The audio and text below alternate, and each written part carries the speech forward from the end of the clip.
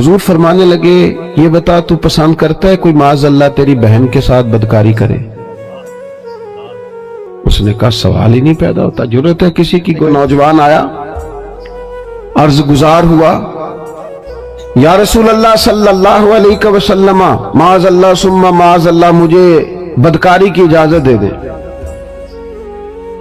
جتنے لوگ وہاں بیٹھے تھے سب کے چہروں پر غصہ آ گیا کہ یہ کیا لب و لہجہ اس کا، لیکن اللہ کے محبوب علیہ السلام نے اسے تھپکی دی اور پاس بٹھا لیا۔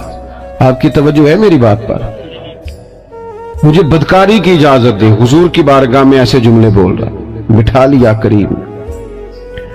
حضور فرمانے لگے یہ بتا تو پسند کرتا ہے کوئی معاذ اللہ تیری بہن کے ساتھ بدکاری کرے؟ اس نے کہا سوال ہی نہیں پیدا ہوتا، ضرورت ہے کسی کی گویا؟ فرمایا ماں کے ساتھ، بیٹی کے ساتھ، خالہ کے ساتھ، پھپھڑوں کے ساتھ۔ اس نے کہا سوال ہی نہیں پہ ضرورت ہے کسی؟ تو محبوب فرمانے لگے بھیا جس سے تو گویا اجازت مانگ رہا ہے وہ بھی تو کسی کی بیٹی ہوگی، وہ بھی تو کسی کی بہن ہوگی، کسی کی خالہ پھوپھی لگتی ہوگی۔ تو اگر ہم چاہتے ہیں کہ سوسائٹی میں سب کی مائیں بہنیں بیٹیاں گندی نظروں سے اور میلی اور ترچھی نگاہوں سے بچیں تو پھر سب سے پہلے ہمیں اپنی نظریں پاک کرنی ہوں گی۔ تو پھر محبوب نے اس کے سینے پہ ہاتھ بھی پھیرا اور دعا بھی کی، کہنے لگا حضور آج کے بعد یہ خیال بھی کبھی ذہن میں نہیں لاؤں گا۔